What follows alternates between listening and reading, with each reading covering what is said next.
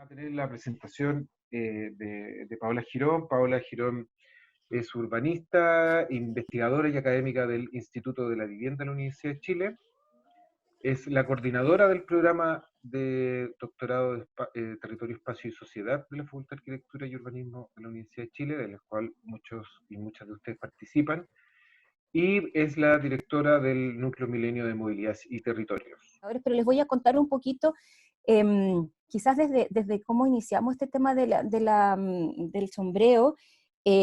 Yo cuando fui a hacer, y me reflejo mucho lo que ustedes están haciendo en sus doctorados, cuando yo fui a hacer mi tesis de doctorado, yo ya había hecho arte investigación muy tradicional, quizás desde arriba hacia abajo, como a veces como Instituto de la Vivienda, otras veces como representante del ministerio, cuando hacíamos consultorías a los ministerios, y siempre como que mirábamos nosotros como y ellos que no sabían, ¿no? Como que íbamos a ayudarlos y a resolverles algunos problemas.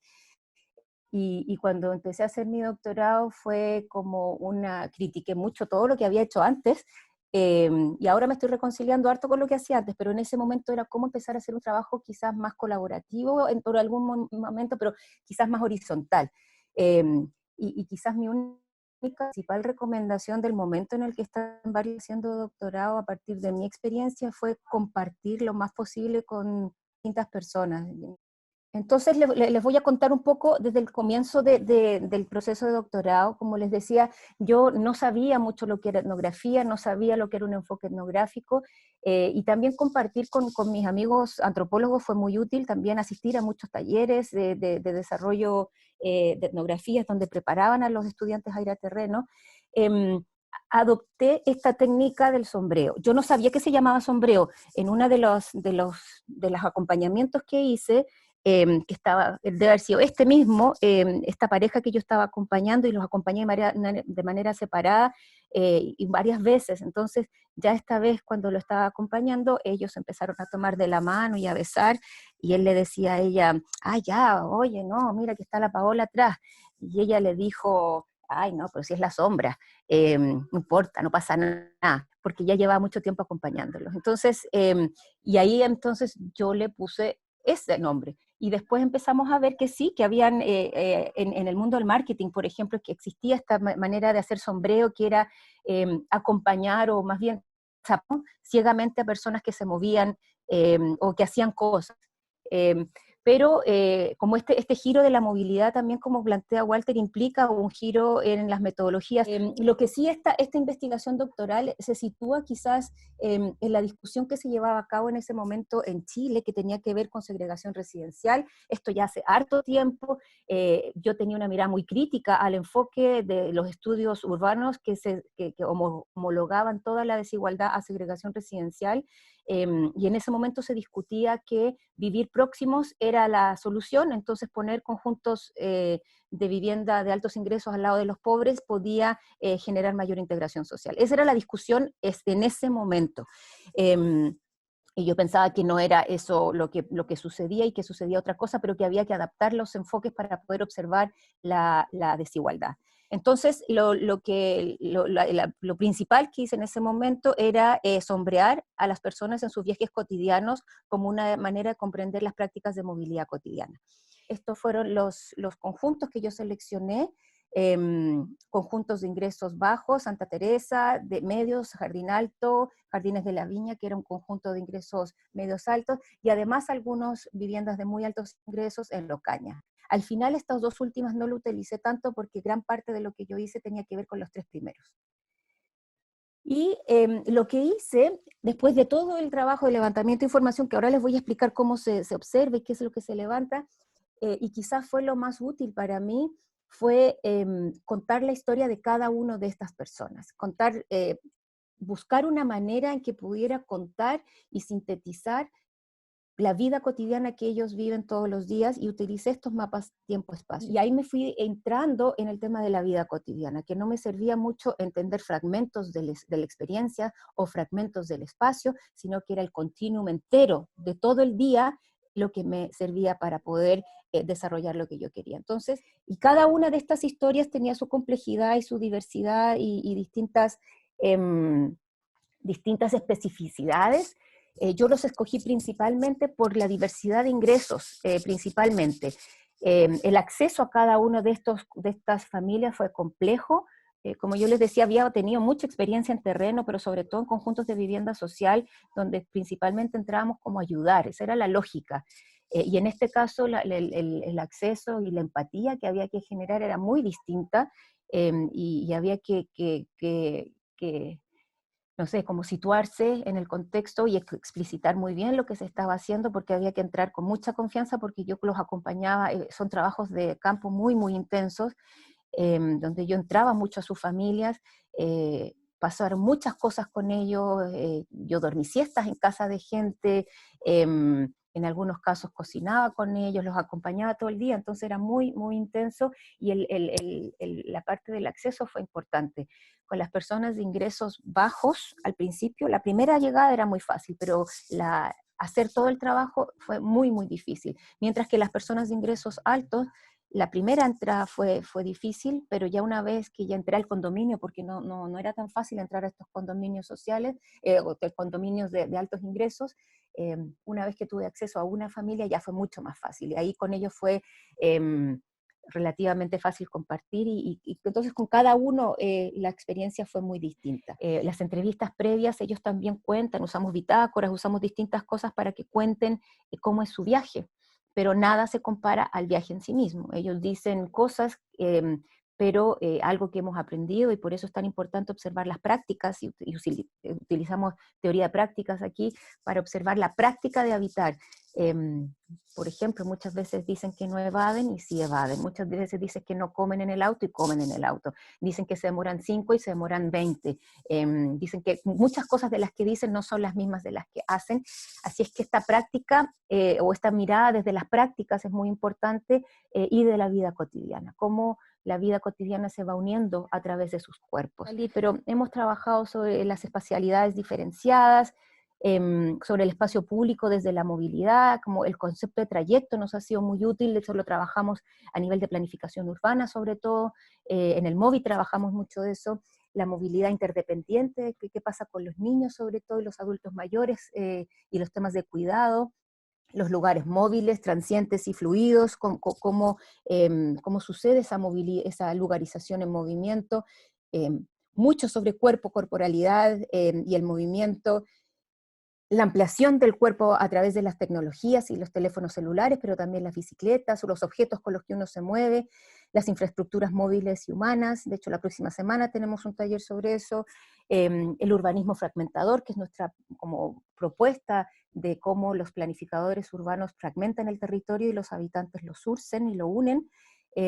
Accesibilidad a las barreras, eso también hemos trabajado harto sobre eso, y hemos hecho talleres con niños para explicarle las barreras, y lo estamos usando mucho en planificación urbana, la experiencia de moverse en el sistema de transporte, y ahí dialogamos mucho con la ingeniería de transporte, temas de empleo y movilidad, como estos trabajadores móviles, o el caso de Carlos, por ejemplo, alimentación, vida cotidiana.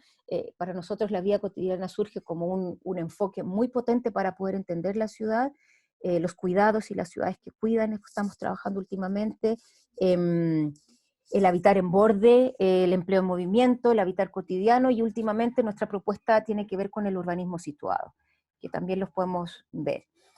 Entonces, ¿en qué consiste esta técnica? Es una técnica etnográfica basada en la observación participante, que sirve para producir información referente a la experiencia espaciotemporal en movimiento de los habitantes en su vida cotidiana.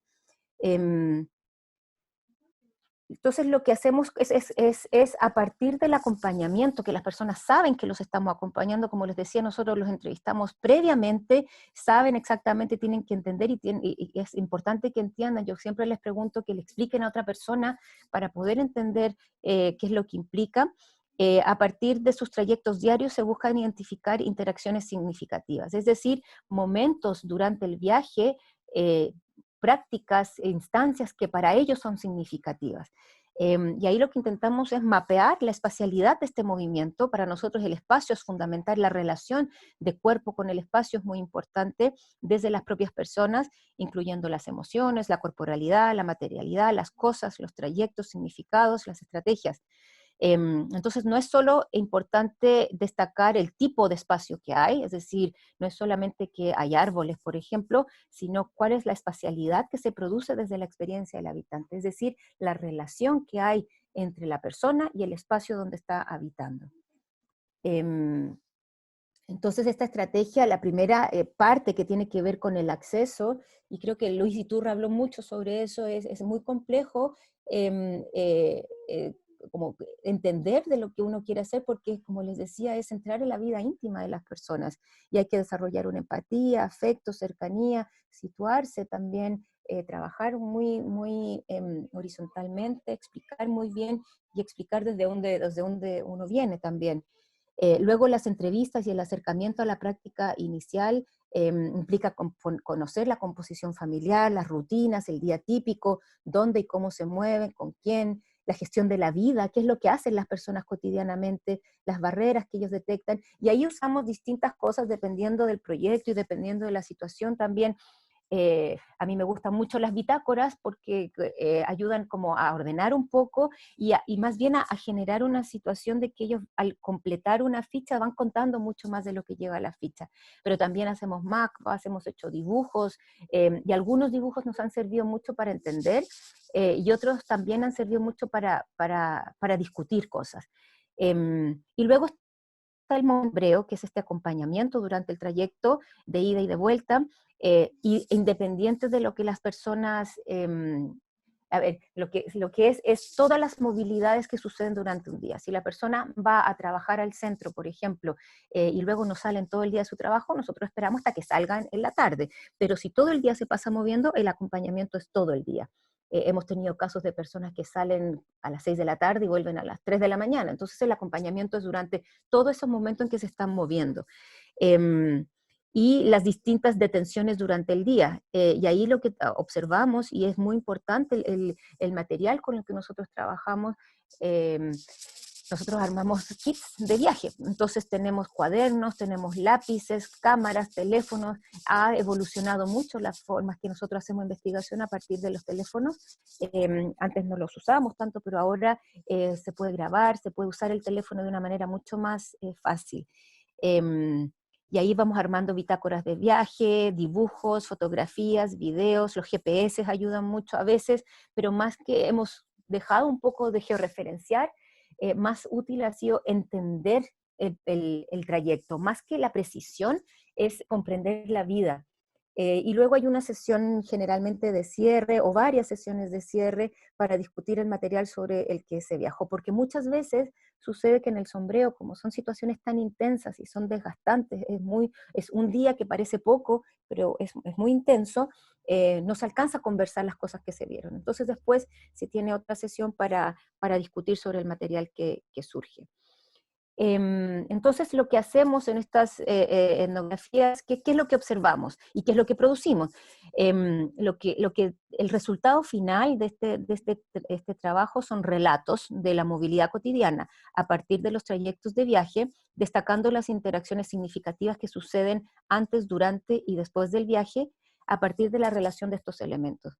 Nos importa mucho lo que sucede antes, es decir, no solamente cómo se preparan para salir, sino en qué condiciones sucede este viaje, por qué se toman ciertas decisiones, por qué en auto y por qué no en micro, por qué esta ruta y por qué no otra, también lo que sucede durante el viaje y luego las consecuencias del viaje, porque muchas de las cosas que hemos observado es que los viajes muchas veces no son individuales primero y no son muy lógicos, muy racionales, como dice la ingeniería de transporte. Se toman en conjunto, las decisiones para viajar se toman en conjunto y tiene implicancias. Es decir, muchas veces si uno tiene miedo, probablemente la consecuencia sea que cambia de ruta, cambia de modo, o no sale, o viaja acompañado. Entonces es muy importante poder entender el antes, durante y después del viaje.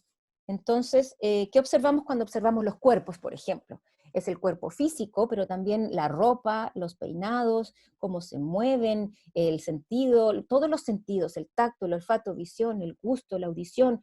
Hemos desarrollado, por ejemplo, etnografías sonoras, solamente el sonido. cuando hicimos el trabajo de la comida, el gusto era más importante quizás, para algunas personas el olfato es muy importante, pero esos sentidos empiezan a surgir como un elemento a observar. Las emociones, pasan muchas cosas durante el viaje, desde parejas que pololean en el viaje, o mujeres que tienen miedo, o personas que han sido asaltadas, o aburrimiento, o felicidad. Hay mucho, mucho que sucede y es impresionante. Uno piensa que en 20 minutos no pasa mucho, pero pasan muchas cosas. Así como hay viajes que son durante un día entero y también pasan muchas cosas. Los gestos que hacen las personas, qué es lo que les pasa. Y ahí uno pregunta después qué es lo que pasa cuando hacen gestos que se sienten como vacas, a veces en el metro se sienten, o las mujeres que son manoseadas en la micro, qué es lo que pasa con eso. Eso lo vamos viendo todo el rato. El miedo de viajar cuando se sube un lanza a la micro, todo eso los observamos. Y luego observamos las espacialidades. Y ahí en las espacialidades, igual nosotros estamos en una facultad de arquitectura y urbanismo, nos interesa el espacio, y por eso también nos interesa que cuando capacitamos a antropólogos, los antropólogos no necesariamente conocen del espacio. Entonces hay que explicar muy bien qué entendemos y por qué es tan importante la relación que sucede entre el cuerpo y este espacio. Observamos las materialidades, si son transparentes, si son lisas, dónde están las distancias, las escalas, las cosas, los objetos, el entorno, el equipamiento mobiliario, los colores, texturas, las articulaciones, flujos, circulaciones, la naturaleza, la estructura. Y es bien interesante porque a partir de las etnografías y lo que se cuenta de esta espacialidad, nosotros somos capaces de hacer un análisis urbanístico también de dónde habitan y cómo se generan estas espacialidades en movimiento. También observamos a los otros, las personas individuales, pero también los grupos de personas. Sabemos como la fila para esperar, los grupos de hombres que están en ciertas esquinas que generan miedo, o distintas personas, los vendedores, los que ayudan, los choferes, los guardias, las policías. Todo eso se observa. Las cosas también que están afuera, los elementos de infraestructura, no infraestructura, sino las mochilas de los otros, por ejemplo, los teléfonos de los otros, los libros de los otros, y según los usos y las actividades de cada uno. Vemos ahí los significados que tiene cada situación y cada interacción, y ahí es donde vamos viendo el proceso de lugarización y de apropiación del espacio. ¿Qué significa esta relación de cuerpo-espacio con los otros a medida que se va viajando? Entonces, yo sé que algunos de ustedes están trabajando con el concepto de apropiación o de significación del espacio, y para nosotros entender el significado ha sido muy importante, que sucede durante el viaje, pero muchas veces lo conversamos después. Las estrategias que desarrollan las personas para moverse, las decisiones que se toman antes, durante y después del viaje, en el corto plazo puede ser las zapatillas que usé ese día, o en el largo plazo que tiene que ver, no sé, me cambié de trabajo o de casa por la movilidad, o si son individuales o si son colectivas, no solamente con el núcleo familiar, sino a veces se toman, como hemos visto muchas veces, con los vecinos o con los compañeros de trabajo, se toman decisiones. Y lo último tiene que ver con las atmósferas, que es lo que les contó Luis Iturra, ¿no? ¿Qué es lo que se genera? ¿Qué es lo que pasa ahí con esta espacialidad que va cambiando a lo largo del viaje? Y eso es más o menos lo que nosotros observamos. El modelo para muchos de estos proyectos es observar la experiencia, y la técnica del sombreo nos sirve mucho para la experiencia porque es lo más cerca a la experiencia que podemos estar. Yo puedo preguntar, pero estar ahí es fundamental. Y ahí el cuerpo, las estrategias, la espacialidad, la materialidad, las prácticas, términos de cuerpos teóricos que estamos usando, nos sirve mucho para poder entender esto que estamos viendo. Y esta es la idea de trayecto que la sacamos del trabajo de Tim Ingold, ha sido bien importante. Entonces, más que entender puntos en el espacio, entendemos la continuidad y la espacialidad que se genera de una manera mucho más fluida en el espacio, no como puntos, sino como un espacio que está en relación y que está, que nosotros, los cuerpos de las personas lo desarrollan en función de la espacialidad que se genera, y de una manera muy fluida. Pero más bien cómo se construyen los relatos, que destaquen el continuum de la experiencia, es decir, todo el viaje, todo el trayecto, qué es lo que pasa, sin la fragmentación, porque lo que nos hemos dado cuenta es que nosotros y nuestros cuerpos unimos este espacio. Entonces es muy importante ver cómo se une el espacio, no solamente a través de los zapatos que pisan las calles rotas, sino también de los cuerpos en el metro, en auto, caminando, en bicicleta, cómo eso se va uniendo, y los cuerpos son muy importantes. Cómo plasmar estas espacialidades y las barreras que se generan a partir de la experiencia. Los textos pueden ser, los relatos pueden ser textuales, fotográficos o gráficos, y el propósito es mapear esta experiencia espacial con capas superpuestas de relatos espaciales a lo largo de los trayectos. Y los relatos, para poder compartirlos, también no son tan largos, no más de 10 páginas. Tenemos algunos etnógrafos, sobre todo que 50 páginas, y eso hace muy difícil poder sintetizar, pero por ahí vamos trabajando con eso.